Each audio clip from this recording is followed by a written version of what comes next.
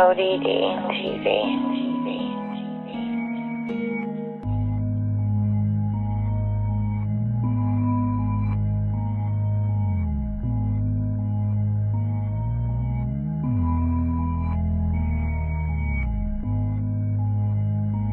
Be sober. Be vigilant. Because your adversary, the devil, as a roaring lion, walketh about seeking whom he may devour. What is Pharmakeia? Pharmakeia is a form of the Greek root word from which we get our English words pharmacy, pharmacist, and pharmaceutical. According to Vine's expository dictionary, the definition of pharmakeia is the use of medicine, drugs, and spells, poisoning, and sorcery. Strong's Concordance backs this up with its similar list of definitions. The use or the administering of drugs, poisoning, sorcery, magical arts, often found in connection with idolatry and fostered by it, the deceptions and seductions of idolatry. The Bible makes use of the word pharmakeia 3 times. Once in Galatians as witchcraft, and twice in Revelation as sorceries. Let's quickly go over Galatians 5:20. We will read verses 16 through 21 to get a better grasp on what's being said. This I say then, walk in the Spirit, and ye shall not fulfill the lust of the flesh. For the flesh lusteth against the Spirit, and the Spirit against the flesh. And these are contrary the one to the other, so that ye cannot do the things that ye would. But if ye be led of the Spirit, ye are not under the law. Now the works of the flesh are manifest, which are these: adultery, fornication, uncleanness, lasciviousness, idolatry, hatred, variance, emulations, wrath, strife, seditions, heresies, envyings, murders, drunkenness, revellings, and such like, of the which I tell you before, as I have also told you in time past, that they which do such things shall not inherit the kingdom of God. Here, the word witchcraft denotes the use of drugs as a lust of the flesh.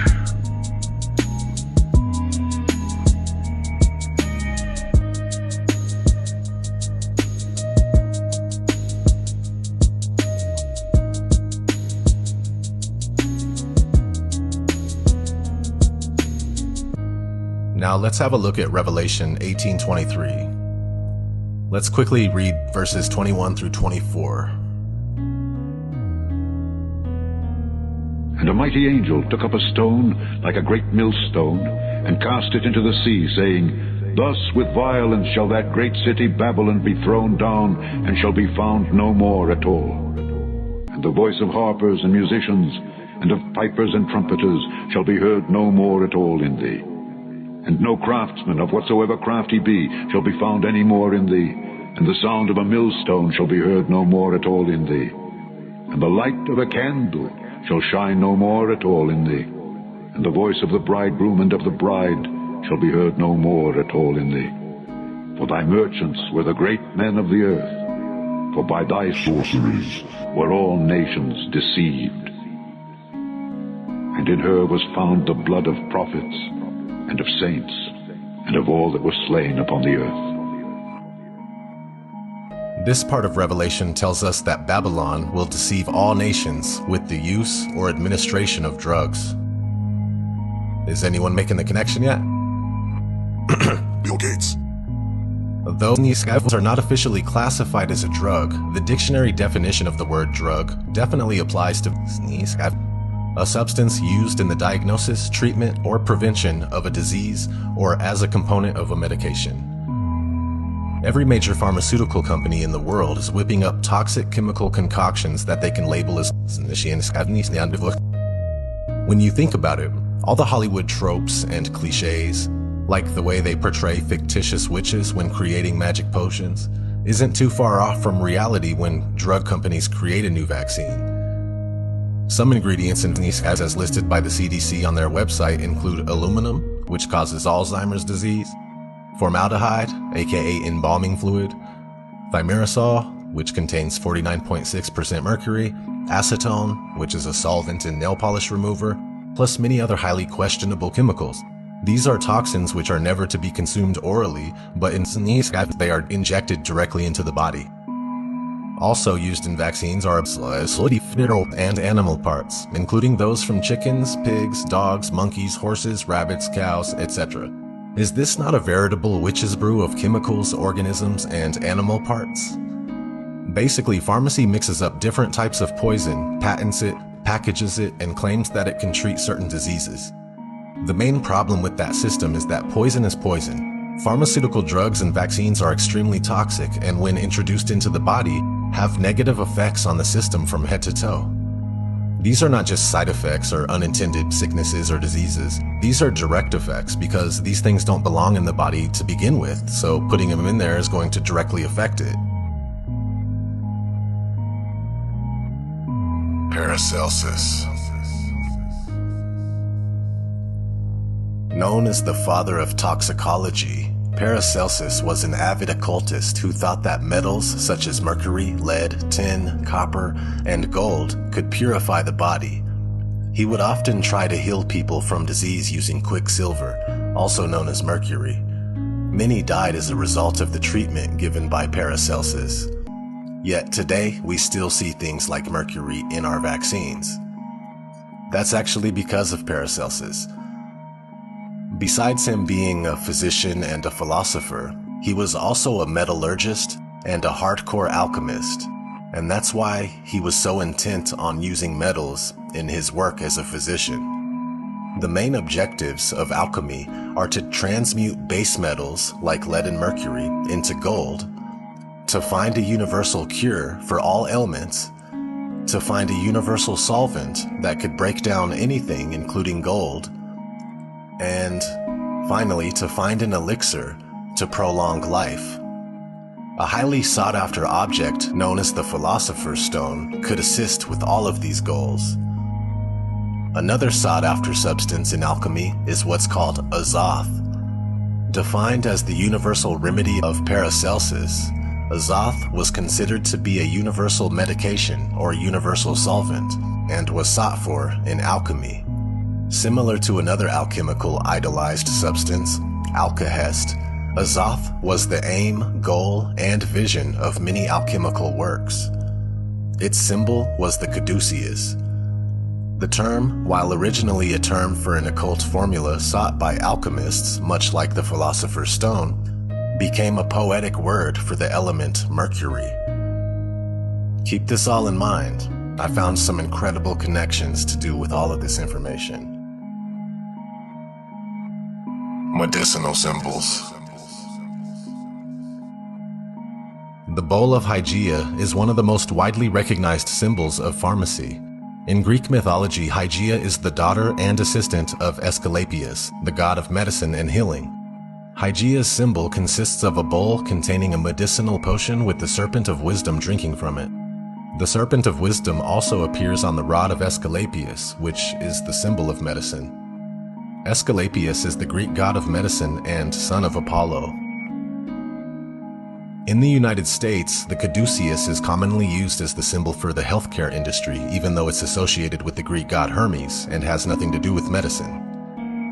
Skilled in persuasion and bartering, and also known as a trickster, Hermes is the patron of merchants, traders, thieves, liars, and gamblers.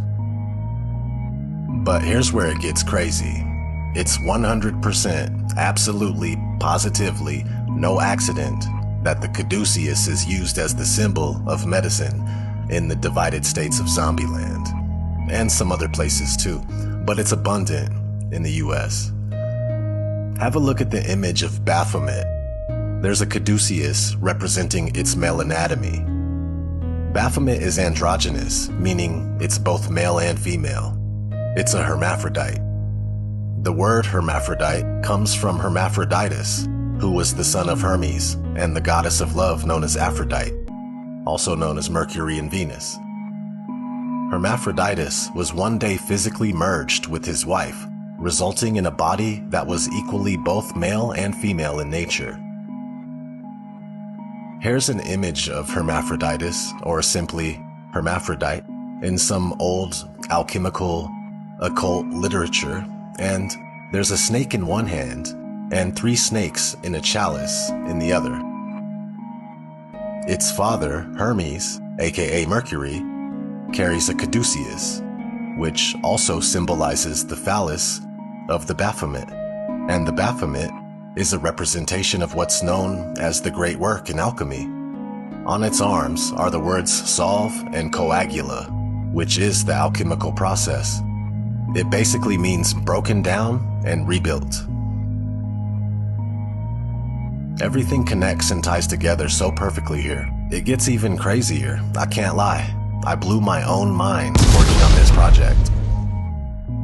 I'm not saying I'm the first one to figure this out, but I did indeed figure this out on my own with no prior knowledge to any of it. So check this out.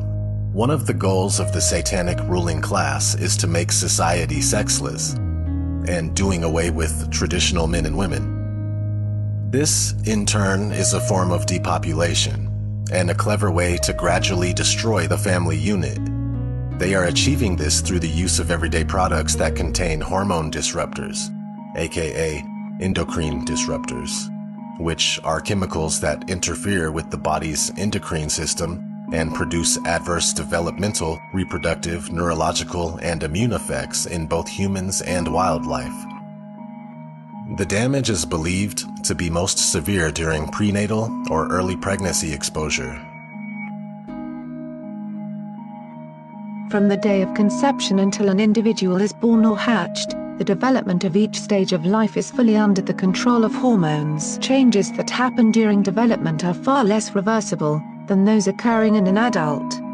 You can't go back and rewire the brain. Also thought to have the ability to disrupt hormones and confuse the body are WI38 is the cell lines from a female used to cultivate viruses used in vaccines. When you inject the DNA from a female carrying 2 X chromosomes into a male who already carries 1 X chromosome and a weaker Y chromosome, you get an overload of X chromosome, which makes males believe they are actually females. MRC5 is the cell lines from a male, and this can affect girls in the same way. Whether it's the bowl of Hygeia, the rod of Aesculapius, or the caduceus, it's rather fitting that snakes are used as the symbol for medicine, since it was a serpent that deceived Eve in the Garden of Eden. Not to mention Revelation 12:9 says, "And the great dragon was cast out, that old serpent called the devil and Satan, which deceiveth the whole world." It all ties together. Here, Satan is clearly established as the serpent that deceives the whole world. Revelation 18:23, again, states that, "For by thy Pharmakeia were all nations deceived." And Pharmakeia is represented by a snake, or snakes if you live in the divided states. Plus, snakes are always present whenever a hermaphrodite is portrayed. Not to mention the caduceus is toted by Hermes, also known as Mercury, which has been put in people's bodies since the time of Paracelsus. Pretty much everything that we've gone over stems from Greek mythos and traditions, and I haven't even mentioned the Hippocratic oath that all new physicians take when they finally become a doctor. So that's about it for part 1. From the looks of it, we are literally living in the middle of an event of biblical proportions. Stay tuned for part 2, where I'll go over drugs and the people that use them and abuse them. Drugs and alcohol leave users vulnerable to demonic attack, oppression, and even possession, but always under demonic influence. The term "under the influence" doesn't mean the substance itself. You are under the influence of spiritual wickedness and will do things that you would never normally do when you're sober. Why do you think alcohol is referred to as spirits?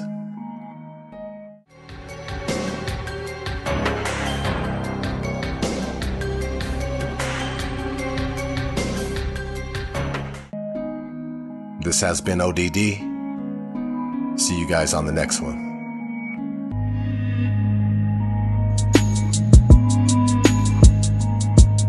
But the end of all things is at hand. Be ye therefore sober, and watch unto prayer.